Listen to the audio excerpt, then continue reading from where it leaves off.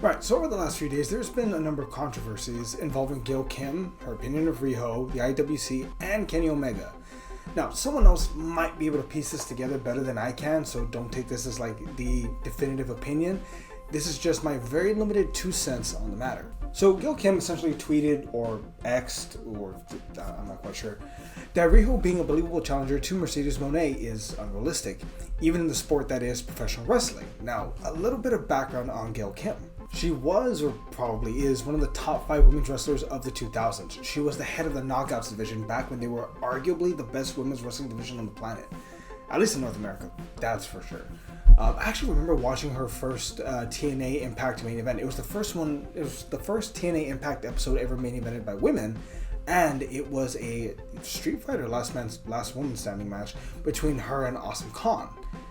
Now here's a picture of Gail Kim, who's 3 inches taller than Riho, alongside Awesome Khan, because totally believable that Gail Kim could beat her. Now, let's revisit. Gail Kim's whole argument is that Riho isn't believable and that she's too small to challenge Mercedes Moné for the title. And here's a picture of 3-time world champion Rey Mysterio for no reason whatsoever. It feels unwarranted. Now, I get it. Gail Kim's just trying to give her opinion on the matter. But that said, if you put your opinion out there in the world where wrestling fans are super tribalistic, you can adamantly expect a very large response from the IWC. A welcoming group of lads who have always welcomed differing opinions, all of them smelling in their basements. But yes, going back, it stands to reason that because Gail Kim said something, people will assume that she has picked sides. Now, Kenny Omega gave his 2 cents on the matter in a not so subtle dig at Gail Kim, saying that she's looking for TKO gift basket, which honestly kind of tracks. It makes sense. Look, I'm not going to say that everyone that criticizes AEW is a WWE shill. I love AEW, but even I can admit where they can improve. They've been on a roll lately, thank God, but still, right? Regardless, when it comes to Riho, let me remind you that wrestling isn't real. Now, the impacts are real, right? I'm not saying wrestling's fake. It's a highly scripted stunt show with simulated combat, and we all love it. That and the storytelling. That said, Riho's size should not be a deterrent. If anything, as a matter of fact, her size can be a challenge for her to overcome and win the world title. That's something that should be celebrated. Part of wrestling is escapism and the feeling that sometimes anything that can happen, miracles are possible.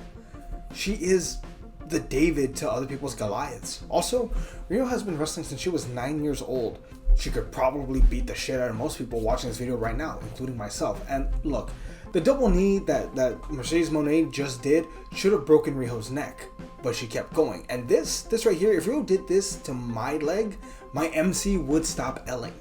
Like, I don't understand the obsession with the actual size of a wrestler when we're all in on the big secret. I don't get that. Now, this is some Jim Cornette levels of bullshit. Speaking of Jim Cornette, here's an actual quote from him.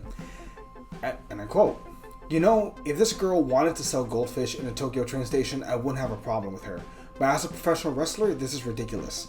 To which Mr. Cornette, on the very slim chance you see this video, right here, that's for you. Now, can I just sit down and like enjoy her great matches? Like, there's a reason why TK trusted her to be the first champion, and there's a reason why every time they need a credible challenger, they bring in Riho. Go watch her matches with Nyla Rose, Toni Storm, and yes, this most previous one with Mercedes Moné. She is legitimately talented. Now, while Riho, I wouldn't necessarily put her as the face of the division. It should be several people being the face of the division. She definitely has a place in there amongst some of the best women's wrestlers on the planet, and maybe as a long-term ambassador for AEW if they ever choose to branch out into Japan further. Also, like, I kind of noticed something real quick. Gail Kim said that she was acknowledging the fact that Riho was only 5'1". I would like to point out, Asuka is only 5'3", while Kairi Sane and Io Sky are both only 5'1", the same height as Riho. But Gail Kim doesn't mention them, right? What's the difference? I mean, it's almost like she's body shaming her. And again, maybe that's going overboard, but that's... You're saying she doesn't look like a credible champion when other people her size are doing things. Because it's totally believable because it's totally believable, right? That Io Sky, who's 5'1", could beat Rhea Ripley, who is made of muscle. Like that's not a deterrent. Like, go Rhea Ripley. But like, Rhea Ripley is also, I think, what, 2 inches taller than Mercedes Moné and way more muscular. So Gail Kim, if you're gonna criticize, either do it universally or maybe don't do it at all.